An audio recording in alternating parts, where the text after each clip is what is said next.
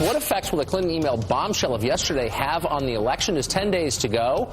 Undecided voters are the key, and we've got a political panel to determine how it will affect them. Stay tuned.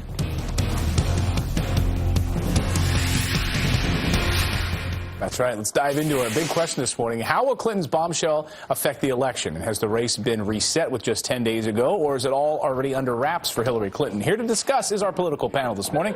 Republican strategist Kathy Lynn Taylor's down there at the end. President of Ipsos Public Affairs, Cliff Young, is in the middle. And Democratic strategist Danielle McLaughlin is here as well. Nice to see all of you this morning. Great to be here. You think these emails, nothing to see here. James Comey simply had to do his duty to get this out there, that there's nothing to see, nothing to worry about. Yeah, you know, Jason Miller is saying that this is some sort of a bombshell, but what Jason Miller, of course, from the Trump campaign was saying, this is a technicality. What James Comey did was supplement some testimony that he had given earlier, which said the investigation had been completed. These new emails came to light, which he was very careful to say may or may not be pertinent to this investigation. And he basically was doing his job by letting congressional leaders know what was going on. So nothing to see here, Kathy Lynn? Well, we don't know that, right? We don't know how many of them they've started to look at, they've started to email. We do know that he had information he felt that he needed to share, was an update.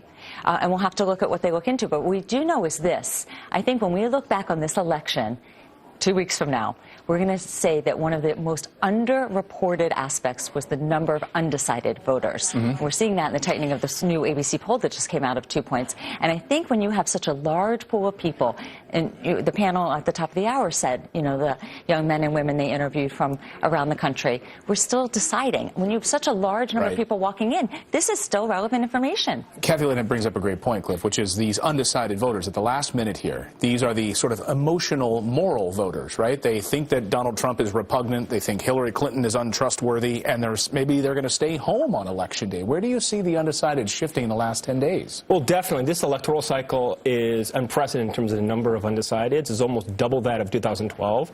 And an event like this could have an impact on it. But, you know, stepping back a bit, looking at events like this generally, they typically don't have an impact. You really have to have a smoking gun.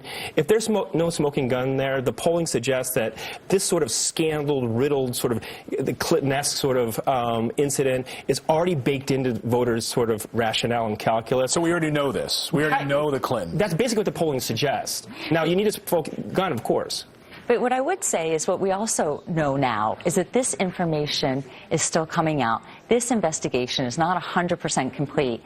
And with just a few days to go to the election, if you cast a vote for Hillary Clinton, you're casting a vote that this continues on. This story will continue on far into the presidency if she were to ascend to it. So that's something that voters should consider. That's an interesting point, is that this idea that over the summer we were hearing that James Comey would never want us embroiled in a constitutional crisis. Right. And if this unfolds in a really negative way for Hillary Clinton, this could unfold into a constitutional crisis. That she is elected on November 8th, and then this investigation unfolds. We have to wait and find out whether or not she will actually be sworn into office. I mean, this could be a huge problem, something like we've never faced before. I do agree that this election is, we've never seen anything like this on both sides. I think whether she's elected or not, we're going to see continuing investigations into her, and that is partly because of Anthony Weiner and the things that are going on with him, but also because I suspect that congressional Republicans are not going to let this go, even though James Comey did not find enough evidence to prosecute. I think what we should also look at, though, is the reaction from Donald Trump. And people are still making up their minds. We have about 12.5 million people who have already voted.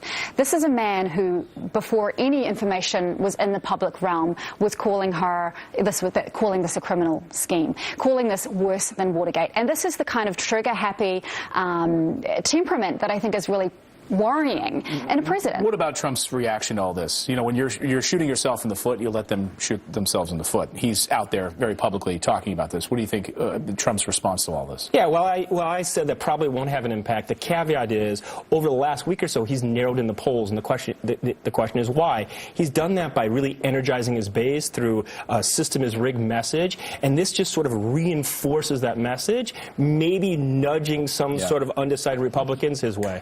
But the thing is, you've got to wrap it up. We got to wrap it up. Everything's rigged when it doesn't go for his way, and it's not rigged when it does. And the American people can see that. We'd love to hear from our viewers this morning. Go to our Facebook page. You can weigh in. FF Weekend. Kathy Lynn, Cliff, and Danielle. Nice to see all of you. Thanks. Thank you. Good to be here. All right.